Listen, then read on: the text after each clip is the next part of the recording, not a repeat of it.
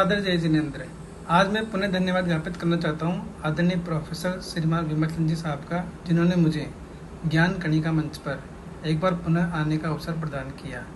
बालेऽपि संयम रुचिरं चतुरं सुविज्ञं कान्तां च सौज्ञवदनं सदनं गुणानं मौनेन ध्यानसहितेन जपेन युक्तं भक्त्या नमामि गुणिनं गणिहस्तिमल्लम्। जैन दर्शन के अनुसार संसार में धनी निर्धन होना, सुखी दुखी होना, धनी निर्बल होना, बलशाली होना आकस्मिक नहीं है। यह सब हमारे द्वारा पूर्व में किए कर्मों के आधार पर होता है। आत्मा और कर्म का संबंध अनादि होते हुए भी अनंत नहीं है। जिस प्रकार वृक्ष और बीज की परंपरा को बीज जलाकर समाप्त की जा सकती है, उसी प्रकार कर्म और आत्मा के संबंध को भी समाप्त किया जा सकता है। संपूर्ण कर्मों से मुक्त होया जा सकता है। इस प्रकार अनेक आत्माएं सिद्ध, बुद्ध और मुक्त हुई है। अनादिकाल में भी अनेक आत्माओं ने इस तरह के प्रयास करके अपने आप को मुक्त किया है और आज भी निरंतर मुक्त होने का प्रयास जारी है और भविष्य में भी ऐसा होता रहेगा। अब हमारा प्रश्न उठता है यहाँ पे कि आज कर्म क्या है, कर्म कैसे आत्मा से चिपकते हैं और इनको किस प्रकार हमें अच्छा बनाया जा सकता है और किस प्रकार हमको इनकी अनुमोदना की जा सकती है और किस प्रकार इनको हमें समाप्त किया जा सकता है, वह हम आज देखेंगे कि किस प्रकार कर्म बनते हैं। इसका एक उदाहरण है।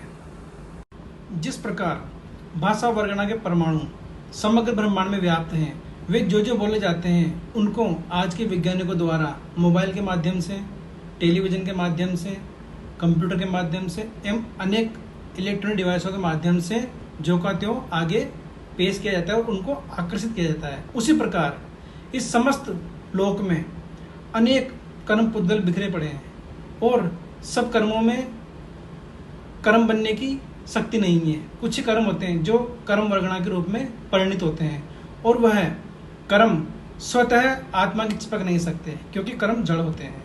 तो ये जो कर्म होते हैं ये आत्मा से तभी चिपकेंगे जब आत्मा में भाव उदित होंगे, राग के भाव उदित होंगे, द्वेष के भाव उदित होंगे, तब यह कर्म अपना काम करना शुरू करता है। और जो ही हमारे मन में भाव की उत्पत्ति हुई वह कर्म आके उस आत्मा से चिपक जाता है। अब प्रश्न ये उठता है कि क्या यह कर्म भोगने पड़ेंगे? तो ये कर्म कब भोगने पड़ेंगे? तो इसका जवाब है, जैसे कोई भी कर्म हो ये तो निश्चित है कि वो भोगना पड़ेगा, पर कब भोगना पड़ेगा यह भी निश्चित नहीं है। जरा कर्म देख कर करिए, इन कर्मों की बहुत बुरी मार है, नहीं बचा सका है परमात्मा, फिर औरों का क्या एतबार है। जो हमने कर्म किए हैं वो हमें स्वतः भुगतने पड़ेंगे, इसलिए कर्म करते समय हमें बहुत सावधानी बरतनी चाहिए। आज हम देखते हैं कि कर्म कितने प्रकार के होते हैं। तो मूलतः दो प्रकार के बतलाए गए कर्म, एक द्रव्य कर्म, एक भाव कर्म। इसी श्रृंखला में कर्म के तीन प्रकार बतलाए गए, द्रव्य कर्म, भाव कर्म और नौ कर्म। तो ये जो नौ कर्म का कंसेप्ट है ये आदरणीय श्रीमान संजीव जी गोधा के माध्यम से समझाया मैंने। और आज हम देखते हैं द्रव्य कर्म क्या है। तो द्रव्य कर्म वो हैं जो हमारे द्वारा पूर्व में बांधे गए हैं या निरंतर बांधे जा रहे हैं, जैसे ज्ञानावर्णीय, दर्शनावर्णीय, वेदनीय, मोहनीय, आयु, नाम, गोत्र और अंतराय। इनमें से चार घाती माने जाते हैं, चार अघाती माने जाते हैं। इस प्रकार यह कर्म हमारे द्वारा पूर्व में ऑलरेडी बांधे जा चुके हैं। अब इसके पश्चात होता है कि भाव कर्म क्या है। तो भाव कर्म क्या है, जैसे आज जो जीव के मन में विचारधारा चलती है, संकल्प विकल्प उठते हैं या कसाय उत्पन्न होते हैं, राग द्वेष उत्पन्न होते हैं, तो ये सब हमारे भाव कर्म हुए। अब ये दो तो कर्म तो हम पूर्व में भी समझ चुके हैं, पर नौ कर्म क्या होता है? तो नौ कर्म ये है कि जो द्रव्य कर्म उदय में आए, जैसे ज्ञानामणि कर्म उदय में आया, दर्शनामणि कर्म उदय में आया, उसकी वजह से आज हमको जो भी जीवन मिला है। तो जो द्रव्य कर्म उदय में आए या द्रव्य कर्म के उदय से जो संयोग मिले आज हमें प्राप्त हुए हैं, वो सब नौ कर्म के रूप में जाने जाते हैं।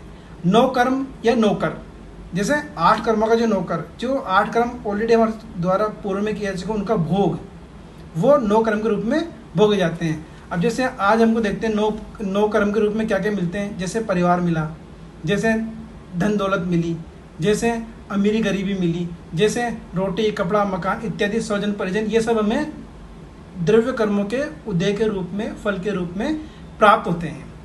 इस प्रकार काल की दृष्टि से द्रव्य कर्म हो गए भूतकाल, भाव कर्म हो गए वर्तमान काल, और नौ कर्म हो गए भविष्य काल। तो इस प्रकार आज हम किसी का वर्तमान देखकर ये बता सकते हैं कि उसका भूतकाल कैसा रहा। जैसे आज आपको यहाँ पे जितने शुद्धजन बैठे हुए हैं, वो सब आज जिनको मनुष्य जन्म मिला है, उत्तम कुल मिला है, जिनवाणी माँ मिली है, तो हम ये निश्चित रूप से कह सकते हैं कि उनका भूतकाल बहुत ही अच्छा रहा। उन्होंने बहुत अच्छे पुण्यों का अर्जन किया, जो आज इस तरह का अनमोल मनुष्य जन्म पाया उन्होंने। मनुष्य जन्म अनमोल रे, मिट्टी में ना रोल रे, अब जो मिला है फिर ना मिलेगा, कभी नहीं कभी नहीं कभी नहीं रे। तो जिस प्रकार ये पंक्तियों में बताया गया कि मनुष्य बहुत अनमोल है, और आज हमको वर्तमान में क्या करना है, वर्तमान में किस तरह के भाव रखने हैं कि हमारा भविष्य सुधरे। तो इस प्रकार अब प्रश्न उठता है कि क्या हमारे द्वारा जो कर्म बंध चुके हैं, क्या उनको हमें पुनः परिवर्तन किए जा सकते हैं, या उनमें कोई सुधार किया जा सकता है, या उनको कैसे हमारा भूतकाल सुधारा जाए ताकि नौ कर्म का जीवन हमारा अच्छा हो। तो इसको समझने के लिए हम यह कह सकते हैं कि जो हमने निकाचित कर्म बांधे हैं, निकाचित कर्म मतलब जैसे गलत काम किया और उसकी प्रशंसा और कर रहे हैं हम कि देखो मेरे द्वारा इस तरह का गलत काम किया, फिर भी उसकी अपन प्रशंसा करें, तो निकाचित कर्म होते हैं। तो निकाचित कर्मों को भोगे बिना वह कर्म खत्म नहीं होते, तो निकाचित कर्म तो भोगने पड़ेंगे। जिस तरह आज निकाचित कर्म राजा श्रेणी द्वारा भोगे जा रहे हैं, और ब्रह्मदत्त चक्र द्वारा भोगे जा रहे हैं, या फिर हम कहें शुभम चक्र द्वारा भोगे जा रहे हैं, तो निकाचित कर्मों का भुगतान तो करना ही पड़ेगा। और दूसरे जो कर्म होते हैं जो निकाचित रूप से निबांधे, सहज रूप में बंध गए, या उसमें जो बंध था उनमें अधिक तीव्रता नहीं थी, तो वो कर्म हम तपस्या के द्वारा वर्तमान में, भाव कर्मों के द्वारा, हमारे समत्व के द्वारा हम उनको कम कर सकते हैं। और इसी तरह का प्रयास आज अर्जुन वाली द्वारा किया गया। अर्जुन वाली ने भी अपने जो कर्म बांधे थे उनको सहज किया है। और इसी प्रकार चंडकौशिक ने भी, आज हम चंडकौशिक का देखते हैं, तो चंडकौशिक ने भी अपने कर्मों की निर्जरा उसी भाव में करी है। तो इस प्रकार जो कर्मों का बंध है वह कम भी किया जा सकता है।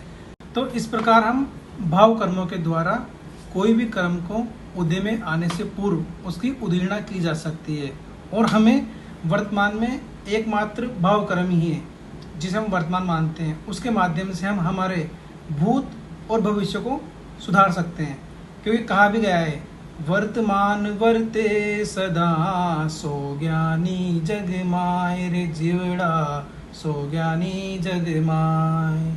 इस प्रकार जो अपने भावों की शुद्धि रखेगा, भावों को और उच्च ले जाता रहेगा, और जो पूर्व में कर्म बांधे हुए हैं, निकाचित कर्म बांधे हुए हैं, उनका क्षय करेगा, वह आत्मा सिद्ध बुद्ध और मुक्त अवस्था तक पहुंची है, पहुंचेगी, और भविष्य में भी पहुंचती रहेगी। इस प्रकार हमको भी इसी अवस्था तक पहुंचना है, और जो इस तरह का भाव कर्मों को शुद्ध रखेगा वह सिद्ध बुद्ध मुक्त अवस्था को पहुंचेगा। इसी के साथ जिन आज्ञा के विरुद्ध कुछ कहने में आया हो तो मिच्छामि दुक्कडम। सादर जय जिनेन्द्र।